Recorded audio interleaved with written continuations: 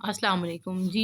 आज बच्चों हमारा जो है ना, ये इंशाल्लाह एंजाइम्स वाला चैप्टर जो है हम वाइंड अप कर लेंगे। आज का टॉपिक है वो कौन से फैक्टर्स हैं जो कि एंजाइम की से कंडक्ट होने वाले रिएक्शन को या एंजाइम के काम करने की जो एफिकेसी है या एफिशिएंसी है उसको इफ़ेक्ट करते हैं।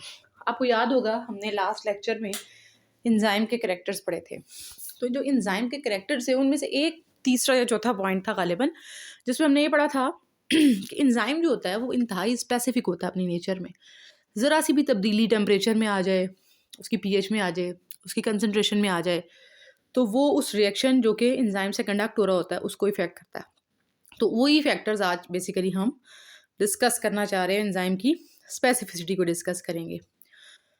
अच्छा जी, वो यहाँ कहते हैं the functional specificity of every enzyme is basically the consequence of its specific chemistry and configuration. कोई भी ऐसा फैक्टर जो कि आपके एंजाइम की शेप को ख़राब कर दे या आपके एंजाइम की केमिस्ट्री को ख़राब कर दे, वो उसकी जो एफिकेसी है, कैटालिसिस की जो एबिलिटी है, वो उसको इफेक्ट कर सकता है। कौन कौन से मेन फैक्टर्स हैं हमारे पास? यहाँ आपकी किताब में 4 मेन फैक्टर डिस्कस किए हैं और यही 4 मेन फैक्टर्स हैं जो कि आपकी एंजाइम की एफिशिएंसी जो है उसको इफ़ेक्ट कर सकते हैं। सबसे पहले तो आ जाती है बच्चों कंसंट्रेशन ऑफ एंजाइम। इससे मुराद क्या है कि क्वांटिटी ऑफ एंजाइम।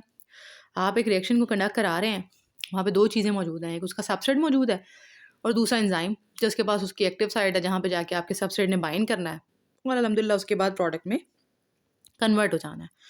वो कहते हैं कि जो रिएक्शन की स्पीड है, जिस स्पीड से कोई भी रिएक्शन होता है, वो डायरेक्टली एंजाइम की क्वांटिटी के ऊपर डिपेंड कर रही होती है। जितना ज़्यादा एंजाइम होगा उतना ही ज़्यादा से ज़्यादा एक्टिव साइट अवेलेबल होंगी। आसान सा फार्मूला है।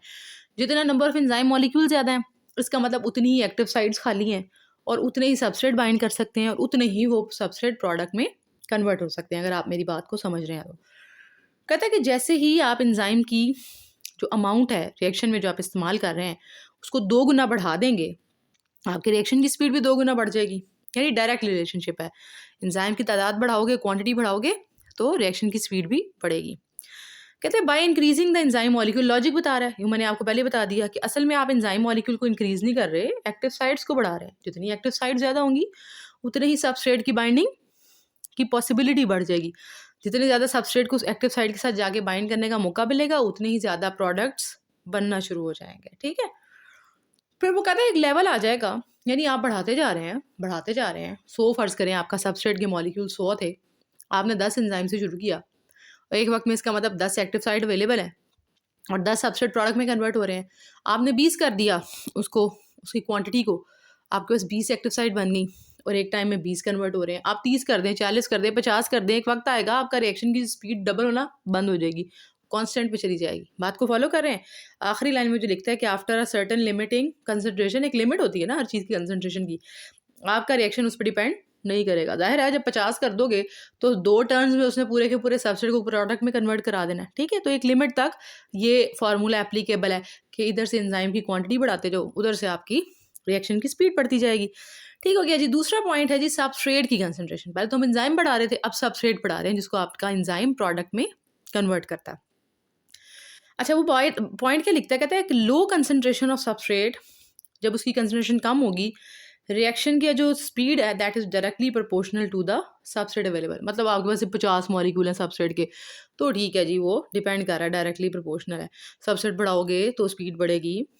ठीक है जी। कहता है if the enzyme concentration is kept constant, यानी आपको एक फिक्स क्वांटिटी मैंने दे दी है कि जी आपके पास सिर्फ 30 मॉलिक्यूल है एंजाइम के और उधर से आप सबस्ट्रेट को क्या करते जाओ, बढ़ाते जाओ, 100 से ऊपर चले जाओ, 130 पे चले जाओ, 140 पे चले जाओ, 50 पे चले जाओ, 200 पे चले जाओ, तो एक पॉइंट ऐसा आ जाएगा जहाँ पर सबस्ट्रेट को बढ़ाने से आपके रिएक्शन की स्पीड कांस्टेंट हो जाएगी, उसमें फ़र्क नहीं पड़ेगा। क्यों? क्योंकि आपकी एक्टिव साइट की तादाद जो है वो आपने नहीं बढ़ाई। आपके पास वो 30 एक्टिव साइट हैं और आपने यहाँ पे सबस्ट्रेट के 1000 मॉलिक्यूल कर दिए। तो एंजाइम की जो बढ़ने की स्पीड है ना, रिएक्शन की जो स्पीड है, वो एक लेवल आ जाएगा, कांस्टेंट हो जाएगी, बिल्कुल फ्लैट हो जाएगी, आपकी पीक ऊपर नहीं जाएगी, बढ़ेगी नहीं। समझ आ रही है बात की? क्योंकि जितना ज़्यादा कंसंट्रेशन आप बढ़ा देते हैं सबस्ट्रेट की, उसका मतलब सारी की सारी एक्टिव साइट इस वक़्त बिज़ी हैं, ऑक्यूपाइड हैं। हर वक़्त कोई भी एक्टिव साइट फ़ारिग नहीं है। हर वक़्त उसके साथ कोई ना कोई सबस्ट्रेट जो है वो बाइंड हुआ हुआ है। ठीक है? तो वो कांस्टेंट लेवल पे चला जाएगा। जैसे ये देखिए आपके सामने पिक्चर बनी हुई है, उसके एक तरफ उसने वाई एक्सिस पे लिया हुआ है रिएक्शन की स्पीड को, एक्स एक्सिस पे लिया हुआ है सबस्ट्रेट की कंसंट्रेशन को। आप इनिशियली देखें सबस्ट्रेट की कंसंट्रेशन कम थी, आपने देखा कि जैसे जैसे उसकी कंसंट्रेशन आपने बढ़ाई रिएक्शन की स्पीड बढ़ना शुरू हुई, फिर एक लेवल आ गया जहाँ पर जाके ना तो आपका ए वाला सबस्ट्रेट ना ही बी वाला सबस्ट्रेट जो है उसकी रिएक्शन की स्पीड में इजाफा हो रहा है, दोनों एक पॉइंट पे जाके फ्लैट हो जाते हैं, कांस्टेंट हो जाते हैं। तो इसी तरीके से वो आपको बताने की कोशिश कर रहा है। फिर आता है जी temperature, the very important factor of your enzyme action. क्योंकि टेम्परेचर आपको पता है, वैसे भी एंजाइम बात करें लिविंग बीइंग के अंदर, लिविंग बीइंग का जो टेम्परेचर होता है वो 37 डिग्री सेल्सियस होता है, जो आइडियल होता है। सो आपका एंजाइम उसी टेम्परेचर पे काम करना चाहिए। एक जनरल केमिस्ट्री की बात कर रहा है, वो कहता है कि rate of enzyme control the rate of reaction. Sorry, एक जनरल केमिस्ट्री के पॉइंट है, वो कहता है कि जैसे ही आप जैसे मिसाल ले लें, हम पानी में चीनी घोलते हैं, एक वक्त आता है चीनी घुलना बंद हो जाती है, आप उसके लिए चूल्हा जला दें, वो चीनी मजीद घुलना शुरू कर देता है। बात समझ आ रही है? यानी वो रिएक्शन की स्पीड, हीट बढ़ाने से रिएक्शन की स्पीड बढ़ती है, ये केमिस्ट्री का असूल है हमेशा से। लेकिन हम बात करें उस रिएक्शन की जो एंजाइम से कंट्रोल हो रहा है, ठीक है जी। वो कहते हैं एंजाइम कंट्रोल रिएक्शन की जो स्पीड है वो टेम्परेचर के इंक्रीज करने से बढ़ती है। मतलब आपने टेम्परेचर 25 है, आप 30 पे ले जाएं बढ़ेगी, आप 32 पे ले जाएं बढ़ेगी, 35 पे ले जाएं बढ़ेगी, 37 पे ले जाएं आइडियल हो जाएगी। 37 से ऊपर जाएंगे टेम्परेचर का इफेक्ट एंजाइम को डिस्ट्रॉय कर देगा। कैसे डिस्ट्रॉय कर देगा? वो कहते हैं कि जैसे ही आप हीट प्रोवाइड करते हैं, तो हीट असल में क्या है? एक्टिवेशन एनर्जी, ठीक है जी। उससे क्या होता है कि आपके जो मॉलिक्यूल्स हैं उनकी एक्टिवेशन एनर्जी, काइनेटिक एनर्जी बढ़ जाती है। और हीट अप्लाई करने का प्रिंसिपल यही फायदा होता है कि जो आपके मॉलिक्यूल्स हैं उनकी काइनेटिक एनर्जी जब बढ़ती है तो आपस में जोर जोर से कोलाइड करना शुरू हो जाते हैं। जब आप मजीद हीट बढ़ाएंगे तो क्या होगा? वो जोर जोर से कोलाइड करना शुरू हो जाएंगे, और उस कोलाइड करने के नतीजे में क्या होगा कि आपकी जो एंजाइम की एक्टिव साइट थी, जिसकी वजह से एंजाइम काम की चीज था, वही डिस्ट्रॉय हो जाएगी। और वंस उसका 3 डायमेंशनल स्ट्रक्चर डिस्ट्रॉय हो गया बच्चों, तो क्या होगा? आपका एंजाइम किसी काम का नहीं रहेगा। यही वजह है कि 37 से टेम्परेचर ऊपर जाएगा तो आपका एंजाइम आइडियली काम नहीं करेगा। ठीक है जी, आपके ये पैराग्राफ जो इसको पढ़ लें, इसमें लिखता है कि हीट आपको एक्टिवेशन एनर्जी प्रोवाइड करती है, और केमिकल रिएक्शंस, आमतौर पे केमिकल रिएक्शंस स्पीड उनकी बढ़ जाती है जब आप टेम्परेचर में इजाफा करते हैं। टेम्परेचर बेसिकली करता क्या है? काइनेटिक एनर्जी आपके रिएक्शन के मॉलिक्यूल्स की बढ़ा देता है, जिसकी वजह से वो जोर जोर से मूव करना शुरू हो जाते हैं। और उसका फायदा क्या होता है कि वो जब जोर जोर से मूव करना शुरू हो जाते हैं तो उनको आपस में कोलाइड करने के चांसेस बढ़ जाते हैं। लेकिन एंजाइमेटिक रिएक्शन में क्या होता है कि मॉलिक्यूल में एक तो सबस्ट्रेट और दूसरा क्या है? एंजाइम है। एंजाइम जो है वो बेचारा जब कोलाइड करेगा जोर से तो वो डीनेचर हो जाएगा, उसका जो 3 डायमेंशनल स्ट्रक्चर है वो लॉस हो जाएगा। ठीक है जी। लिहाजा इसलिए टेम्परेचर एक लिमिट तक आपके एंजाइम कंट्रोल रिएक्शन की स्पीड को बढ़ाता है, उसके बाद वो उसको नहीं बढ़ा रहा होता। ये है जी अगेन आपके सामने एक फिगर, ग्राफिकल प्रेजेंटेशन, जिसमें आपको उसने एक्स एक्सिस पे टेम्परेचर ले लिया है और दूसरा वाई एक्सिस पे वही रिएक्शन की स्पीड ली हुई है। आप देखें 10 डिग्री सेल्सियस पे आपके पास रिएक्शन जो है वो प्रोडक्ट में सबस्ट्रेट कम कन्वर्ट हो रहा था, 20 किया और बेहतर हुई मामला, 30 पे और बेहतर हो गया, 37 पे आइडियली वो मैक्सिमम लेवल तक गया। जैसे 37 से ऊपर जाते हैं फौरन से वही जो पीक ऊपर की तरफ बढ़ी थी वो नीचे की तरफ आना शुरू हो जाती है, और जाहिर है उसकी वजह एंजाइम का डीनेचर होना है। अच्छा जी, उसके बाद आ जाता है fourth point which is also very much important, that is a pH value. और पीएच आपको पता है एक स्केल है जिसमें हम वो potential concentration of your hydrogen जो है उसको पढ़ रहे होते हैं, और हमें पता है कि 0 से लेके अप टू 7 जो है वो आपका एसिडिक पीएच होती है, 7 आपकी न्यूट्रल है, 7 से ऑनवर्ड्स 14 तक आपकी बेसिक होती है। कहते हैं कि हर एंजाइम जो है ना वो खास पीएच पे काम करता है, और जिस पीएच पे वो बेस्ट एफिशिएंसी से काम कर रहा होता है उस पीएच को उसका ऑप्टिमम पीएच कहते हैं। इसी तरीके से जिस टेम्परेचर पे वो अच्छे से काम करता है उसको उसका ऑप्टिमम टेम्परेचर भी कहते हैं। अब होता क्या है कि ज़रा सा पीएच में चेंज आया, कैसा चेंज आएगा? यहाँ तो एच पॉजिटिव आइंस बढ़ रहे हैं, एसिडिक हो रही है पीएच, या फिर OH नेगेटिव आइंस बढ़ रहे हैं, आपकी जो रिएक्शन है उसकी पीएच बेसिक हो रही है। दो ही चीज़ें हो सकती है ना, यहाँ एसिडिक हो सकती है, यहाँ फिर बेसिक हो सकती है। तो उसका नतीजा क्या होता है? हमने शुरू में पढ़ा था, जो हमारा लास्ट लेक्चर था उसमें मैंने आपको बताया था कि एंजाइम की जो एक्टिव साइट है उसके 2 पार्ट्स हैं, एक वो जो कि बाइंडिंग करा रहा है और दूसरा वो जो कि कैटालिसिस करा रहा है। और मैंने उसमें आपको बताया था कि जो बाइंडिंग वाला साइट है एंजाइम की, उसका फंक्शन क्या है बेसिकली? वो एंजाइम के डेफिनेटली उसके ऊपर कोई ना कोई चार्जेस हैं। बात समझ आ रही है बात आपको? और उन चार्जेस की वजह से सबस्ट्रेट के ऊपर उसके ऑपोजिट चार्जेस होते हैं, और ये ऑपोजिट चार्जेस की वजह से एंजाइम की एक्टिव साइट की जो बाइंडिंग वाला पार्ट है वो और आपका सबस्ट्रेट आपस में बाइंड कर जाता है। अब होता क्या है कि जैसे ही पीएच में तब्दीली आती है, यानी आयंस की कंसंट्रेशन में तब्दीली आ रही है, तो हो सकता है कि एच पॉजिटिव आयंस बढ़ रहे हैं, तो वो क्या करेंगे, आपके एंजाइम की एक्टिव साइड के जो नेगेटिव चार्जेस हैं उनको जाके नलीफाई कर देंगे। जब नलीफाई कर देंगे तो डू यू थिंक कि अब बाइंडिंग साइड के पास ये सलाहियत रह गई है कि वो सबस्ट्रेट को बाइंड करे? वो नहीं कर सकता।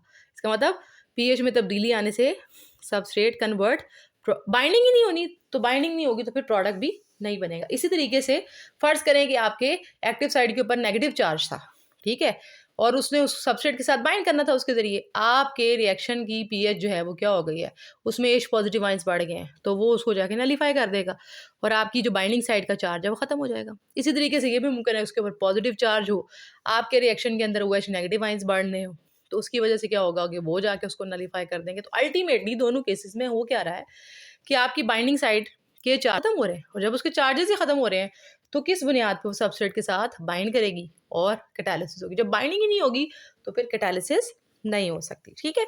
इसलिए पीएच जो है वो बहुत इंपॉर्टेंट होती है। यहाँ पे उसने आपको एक चार्ट दिया हुआ है जिसमें उसने मुख्तलिफ एंजाइम्स और उनकी सामने उनकी पीएच लिखी हुई है। पेप्सिन आपको पता है स्टमक के अंदर रिलीज होता है, इसकी पीएच 2 इसलिए क्योंकि वहाँ पे HCl भी बन रहा होता है। अच्छा जी, लास्ट टॉपिक है आपके इस चैप्टर का। हम चाह रहे थे कि 2 लेक्चर्स में आपका ये चैप्टर वाइंड अप हो जाए और हम जो है वो फिजिकली जो क्लास में पढ़ रहे हैं उसको कंटिन्यू करें। इनहिबिटर्स क्या होते हैं? मतलब इनहिबिट का वैसे इंग्लिश का वर्ड है, इसका मतलब होता है रोक देना। इनहिबिटर के इनहिबिट रुकना या रोक देना, और इनहिबिटर क्या होगा? रोक देने वाला। तो आपके एंजाइम को रोकने वाला कोई भी मॉलिक्यूल जो कि आपके एंजाइम को अपना काम करने से रोक दे, उसको आप क्या कहते हैं? इनहिबिटर। ये डेफिनेशन बहुत ज़्यादा पूछा जाता है बोर्ड में, इसको अच्छे से याद कीजिएगा। Inhibitor is a chemical substance, कोई भी ऐसा केमिकल सब्सटेंस जो कि सबस्ट्रेट की जगह पे जाके आपके एंजाइम के साथ बाइंड कर जाए, और है तो नहीं वो सबस्ट्रेट। हमने क्या पढ़ा है कि एंजाइम अपने सबस्ट्रेट को प्रोडक्ट में कन्वर्ट करा सकता है, किसी और चीज़ को नहीं करा सकता, लेकिन किसी भी वजह से वो जाके, हो सकता है उसके ऊपर चार्जेस बिल्कुल वैसे हों जैसे सबस्ट्रेट के ऊपर हैं, तो वो जाके आपके एंजाइम की एक्टिव साइट के साथ बाइंड कर जाए, लेकिन चूंकि वो सबस्ट्रेट नहीं है तो कैटालिटिक साइट उसको नहीं पहचानेगी और उसको प्रोडक्ट में कन्वर्ट नहीं कराएगी। तो कुछ देर के लिए वो आपके एंजाइम की एक्टिव साइट को क्या कर देगा? ब्लॉक कर देगा। तो मुमकिन है वो टेम्पररी ब्लॉकेज हो, ये भी मुमकिन है कि वो मुकम्मल तौर पे हमेशा के लिए ब्लॉक हो जाए, ठीक है। दोनों कंडीशंस हो सकती हैं, लेकिन अल्टीमेटली उसका रिजल्ट क्या निकल रहा है कि एंजाइम अपना काम नहीं कर पा रहा। काम उसका क्या था? सबस्ट्रेट को प्रोडक्ट में कन्वर्ट कराना, और वो ऐसे होना था कि एंजाइम की एक्टिव साइड में जाके उसके सबस्ट्रेट ने बाइंड करना था और उसने प्रोडक्ट में कन्वर्ट होना था। एक्टिव साइड को जाके इनहिबिटर ने ब्लॉक कर दिया। अब जब उसने ब्लॉक कर दिया है तो अब वो प्रोडक्ट कन्वर्ट नहीं करा सकता। और आमतौर पे जो कॉमन इनहिबिटर्स हैं वो आपके पास कुछ पॉइजन्स हैं, जैसे साइनाइड आइंस होते हैं, एंटीबायोटिक्स वगैरह भी होती हैं, कुछ एंटी मेटाबोलाइट्स होते हैं, या समटाइम कुछ ड्रग्स जो हैं वो भी इनहिबिटर के तौर पे काम कर रही होती हैं। अच्छा जी, अब इनहिबिटर्स हमारे पास 2 तरह के होते हैं, एक इरिवर्सिबल, एक रिवर्सिबल। नाम ही आपको बता रहा है, जो रिवर्स हो जाए यानी वो एंजाइम की एक्टिव साइड को बाद में छोड़ दे वो रिवर्सिबल होगा, और जो उसको हमेशा के लिए ब्लॉक कर दे वो इरिवर्सिबल होगा।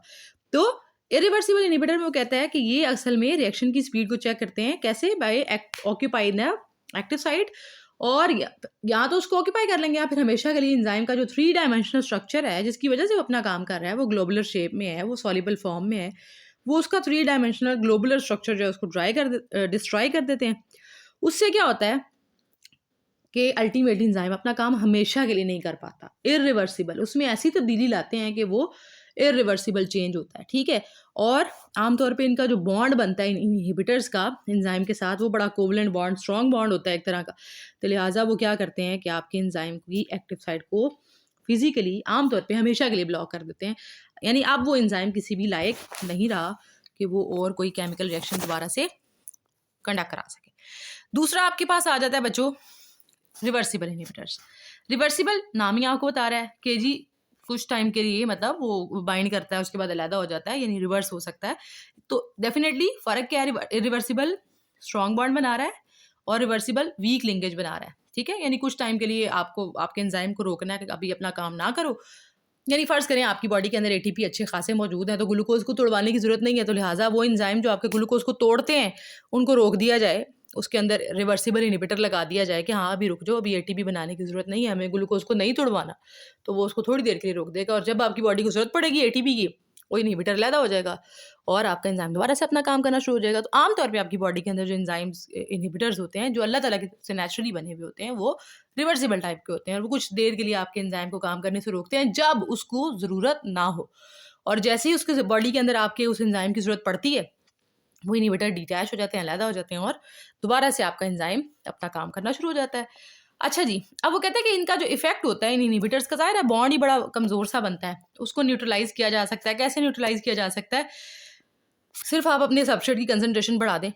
मसलन ग्लूकोज की कंसंट्रेशन बढ़ जाएगी, ऑटोमेटिकली उसके एंजाइम्स को जो है वो उसके साथ अपने ग्लूकोज अपने सब्सट्रेट के साथ बाइंड करना शुरू कर देंगे, इनहिबिटर के साथ अलहदगी इख्तियार कर लेंगे। ठीक है जी। 2 तरह के होते हैं आपके रिवर्सिबल इनहिबिटर्स। एक होते हैं कॉम्पिटिटिव, नाम ही बता रहा है मुकाबला करेंगे, सब्सट्रेट और इनहिबिटर के दरमियान में मुकाबला होगा। जिसकी कंसंट्रेशन ज़्यादा होगी, उसकी उतनी ज़्यादा चांसेस हैं कि वो जाके एक्टिव साइट के साथ बाइंड करेगा। और अगर फ़र्ज़ करें आपका सब्सट्रेट जो है उसकी क्वांटिटी ज़्यादा होगी, तो सब्सट्रेट जाके बाइंड करेगा और प्रोडक्ट में कन्वर्ट हो जाएगा। तो मुकाबला करने वाले जो आपके यानी तकरीबन उनके स्ट्रक्चर में खासी सिमिलैरिटी होती है। कहते हैं क्योंकि इनके स्ट्रक्चर में सिमिलैरिटी होती है, तो ये गलती से एंजाइम जो है सब्सट्रेट समझते हुए इन इनहिबिटर्स को बाइंड कर लेता है, लेकिन कैटालिसिस साइड को पता है कि ये सब्सट्रेट नहीं है, लिहाजा प्रोडक्ट नहीं बनता। हल उसका सादा सा है, जैसे ही कंसंट्रेशन सब्सट्रेट की बढ़ेगी, वो दोबारा से डिटैचमेंट हो जाएगी और आपका एंजाइम दोबारा से अवेलेबल हो जाएगा। दूसरे होते हैं जी नॉन कॉम्पिटिटिव, इनका कोई मुकाबला नहीं होता, लेकिन इनका होता है मसला ये है कि ये आमतौर पे एक्टिव साइड पे जाके बाइंड भी नहीं करते, ये एक और साइड पे जाके बाइंड करते हैं which is other than the active site, और उसको आप कहते हैं एलोस्टेरिक साइट। और उसमें ऐसी तब्दीली लेके आते हैं एंजाइम के अंदर कि उसका स्ट्रक्चर ही लॉस्ट हो जाता है। जब स्ट्रक्चर लॉस्ट हो गया तो ना कोई बाइंडिंग तो ना कोई कैटालिसिस, समझ आ गई है? तो उसका ऐसी चेंज लाएंगे कि अगर जेन्युइन सबस्ट्रेट भी आके बाइंड करने की कोशिश करेगा वो, तो कैटालिसिस नहीं होगी, वो प्रोडक्ट में कन्वर्ट नहीं होगा। यानी ये थोड़े ज़्यादा डैमेजिंग होते हैं नॉन कॉम्पिटिटिव इनहिबिटर्स। ये जी नीचे एक फिगर है जो कि आपके सामने कॉम्पिटिटिव इनहिबिटर की है। आपके पास एंजाइम है पिंक कलर का, जिसका नाम है एंजाइम है सक्सिनेट डिहाइड्रोजिनेज, और इसके साथ सबस्ट्रेट इसका जो है वो क्या है, सक्सिनिक एसिड। ठीक है जी। और हमारे पास आम तौर पे इस रिएक्शन के नतीजे में क्या बनता है, फ्यूमेरिक एसिड बनता है, यानी बाइंडिंग होती है और अल्टीमेटली ये जो डिहाइड्रोजिनेज एंजाइम है वो सक्सिनिक एसिड को फ्यूमेरिक एसिड में कन्वर्ट करा देता है। ये नेचुरल प्रोसेस है। आपको बता रहा है कि बाज़ दफ़ा ऐसा होता है कि सक्सिनिक एसिड की बजाय कोई एक नॉन कॉम्पिटिटिव इनहिबिटर जिसका स्ट्रक्चर सक्सिनिक एसिड जैसा, यानी मेलानिक एसिड की बात कर रहा है कि मेलानिक एसिड अपने स्ट्रक्चर के अतबार से आप उसका स्ट्रक्चर कंपेयर करके देख लें, आपको नज़र आ जाएगा कि स्ट्रक्चर के अतबार से काफ़ी हद तक सक्सिनिक एसिड से मिलता होता है। लिहाजा गलती से वो जाके बाइंड कर जाता है। बाइंडिंग तो हो जाएगी, बाइंडिंग साइट्स क्योंकि स्ट्रक्चर की बुनियाद पर बाइंड करती हैं, लेकिन कैटालिटिक साइट को कैटालिसिस के लिए वो पर्टिकुलर मॉलिक्यूल्स जब नहीं मिलते तो कैटालिसिस नहीं होती और प्रोडक्ट की फॉर्मेशन भी नहीं होती। तो ये था बेटा जी आज का हमारा लेक्चर, और इसके साथ ही आपका एंजाइम वाला जो चैप्टर है गालिबन वो ख़त्म हो जाता है। एक्सरसाइज आपने खुद ही करनी होती है, आपको अच्छे से पता है। लिहाजा आज के लिए आपको अल्लाह हाफ़िज़, फ़ी अमान अल्लाह।